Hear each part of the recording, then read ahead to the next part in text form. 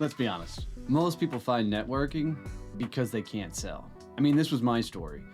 I got into commercial printing. I was really young and trying to figure out this whole sales game. And I wasn't doing really well. I wasn't bringing in a whole lot of business and I was struggling pretty bad. So I jumped on Google and looked for different ways to sell and stumbled across the idea of networking. And I really thought networking was going to be my saving grace because then I didn't have to go sell. I could just network and people would bring me business. It was a pretty rough start to trying to build a book of business selling commercial printing when I was 100% relying on networking. The biggest thing that I can tell you is I'll walk you through why you're networking wrong, and then I'll teach you specifically how to fix it. I'm Donnie Boivin, and I've built 3 companies to mass scale, international brand, and I'm having a lot of fun teaching all the things that I learned as I have built these companies. My biggest mission is to teach as many people as I possibly can how to get to freedom through building a business. So the first thing that I really screwed up in networking is I expected other people to grow my business. You know, nobody wakes up in the morning thinking about how can I give Donnie referrals? How can I open doors for him today? And I really thought it was everybody else's job to bring me business, and that's how I treated it. I would go out and focus more on telling people about what I did and try and get them to open doors for me, make these referrals and introductions, and I would get really frustrated when I had nothing coming in from other people. It was very tough to build a book of business when I was expecting other people to be my sales team. Another thing that I did is I stopped selling outside of networking, so my ability to refer dried up. I thought networking was going to be everything I needed to build business, and what happened is I stopped selling. And what I mean I stopped selling is I stopped the cold calling, the cold outreach, and I stopped prospecting outside of networking groups, after hours and the likes, because I thought these people were going to bring me business, so why would I need to do all that stuff? I didn't like the way I felt when I did it anyways, and it scared the crap out of me. Because I stopped doing regular sales and only networked, I couldn't bring anybody to my network to introduce or refer them to. And so I lost value in the marketplace because I couldn't open doors for anybody because I had nobody to open the door for. And when you stop selling and you don't bring on your own clients and you can't bring them back to the network, nobody wants to hang out with somebody who can't open doors and make referrals. Another thing that I did is I networked everywhere because I thought I had to. I thought I had to be at all the events, all the after hours, all the breakfast, all the lunch meetings and appointments, because if I wasn't networking, because that was the only way I was selling, then I couldn't get business. And so, dude, I wore myself out going to everything, and to the point that people started saying, dude, I see you everywhere. And let's be honest, anybody that can do all of that has no business. If they had business or clients, they wouldn't have the ability to go do all that stuff because they'd be servicing their damn clients. So, it's getting very focused on a few things and not all of them. Another thing that I screwed up is I met with anyone who would ask.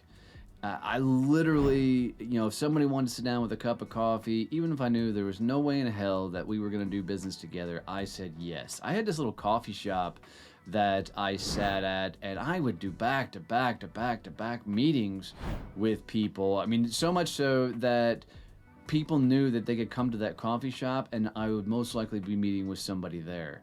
Now, there was some good things that came from that. I got introduced to other people I likely would not have been introduced to because I was sitting there and I'd see somebody who was having another meeting and inevitably we'd introduce each other. It did help in that regards, man, but my days were so full of crappy conversations and meeting with people that didn't matter. I couldn't open doors for them. They couldn't open doors for me. So it was just tough all around. The next thing that I really screwed up, and I got to be careful how I say this because I don't want people to misunderstand me here, but I focused more on what I could do for them and never positioned myself for a referral.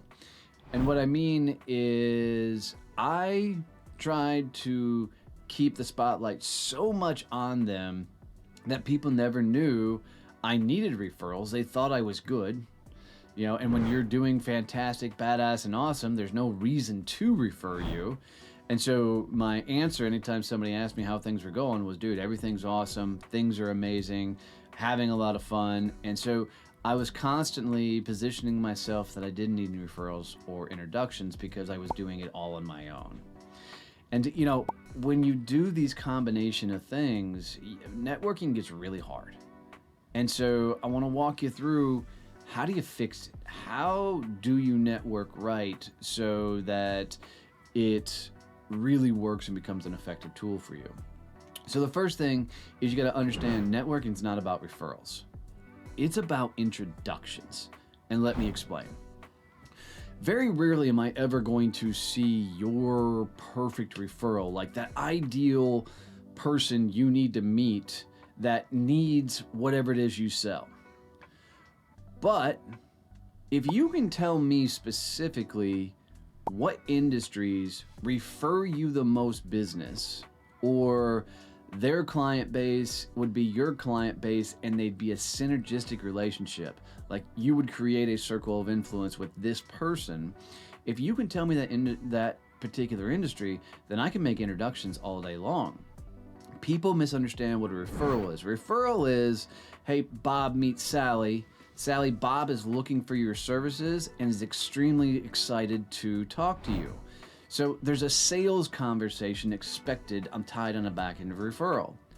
An introduction is two people who may have a synergistic relationship, should get together and have a good conversation.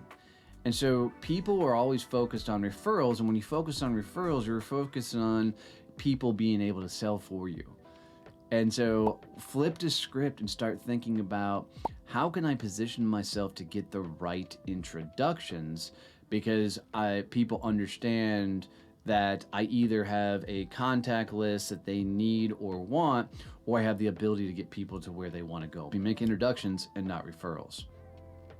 The next thing I'm going to tell you, and people are not going to like this one, but it's the truth, go sell and bring it back to the network. Look, if you can't sell, you're not going to be able to network. It's really that cut and dry. Because if you don't have the ability to go get your own clientele, you lose value in the marketplace, because all you can do is introduce people in that same circle, and eventually you're going to run out of people to introduce. You can't hit enough happy hours and events and meetings and stuff to be able to bring value to that network. So you've got to go sell. That means you got to go do the cold calling, the cold outreach, and those type of things in traditional selling. And you got to bring that back to your network, because if you bring real introductions and potentially referrals back to your network, man, your clout goes up, and the more people want to be around you, because you become a high caliber target, for people to be able to get around and bring their introductions and referrals, because they know that you're going to be able to do it back. Another one, and I got to be careful with this one too, but every one-on-one and every virtual coffee is a sales call.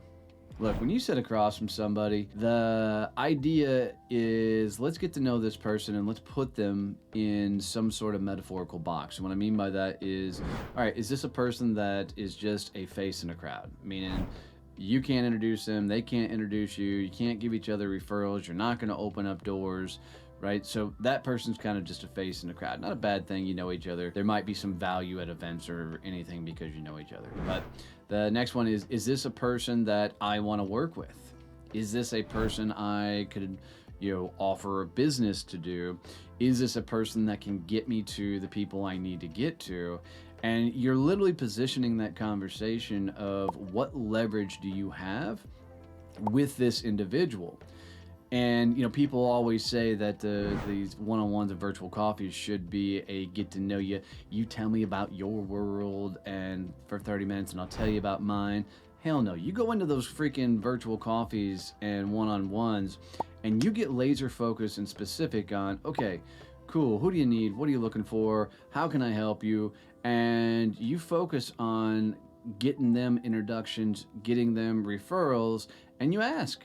If they're not a prospect for you, ask them, who do they know that fit these industries, these potential problems, and are a good fit for you to do business with.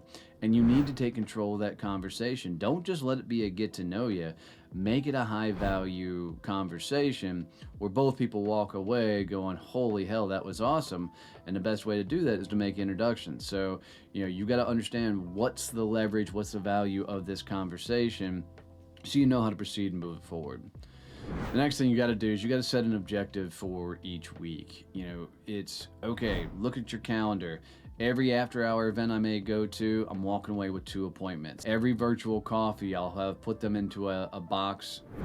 I can do something with them. One of the things that I track is I'm going to have 5 yes-no conversations each week, which means I've got to have at least 5 meetings with people who can say yes to me, and I have to ask them to do business with me, right? So 5 very distinct and specific meetings to make sure that happens. The last thing you got to do is you got to track it, because if you don't track it, you can't grow it, fix it, expand it, adjust it. So I track the number of introductions I give. I think it's really important that you have a handle on how many doors you're opening for other people. I track the number of referrals I hand out. And notice I did it from what I give, not what I receive, because I want that good karma out there. I want that good energy out there to where I'm doing more to open doors for people and positioning myself to have referrals come back to me. I stopped saying, dude, everything's amazing, everything's awesome when I was talking to people, and said, hey, things are good. This is who I need to meet. This is what I'm looking to try and do. And then I track all the meetings I have with people who can say yes with me, or meetings with decision makers. And then I'm tracking the number of introductions and referrals I get back. And if my referrals and introductions don't come in, then I know I'm not positioning myself in the marketplace anymore. And I've got to work better on getting myself back to being able to be introduced and referred to. That's the ability to position yourself in the marketplace. So networking truly is one of the best ways to grow a business, but it only works if you can go sell. And what a lot of people do is they're throwing up that Hail Mary pass saying, I'm 100% referral only business. I'm only do networking to grow my business. And I promise you, if that's what you do, you're going to find yourself in a really tough position to be able to grow your business.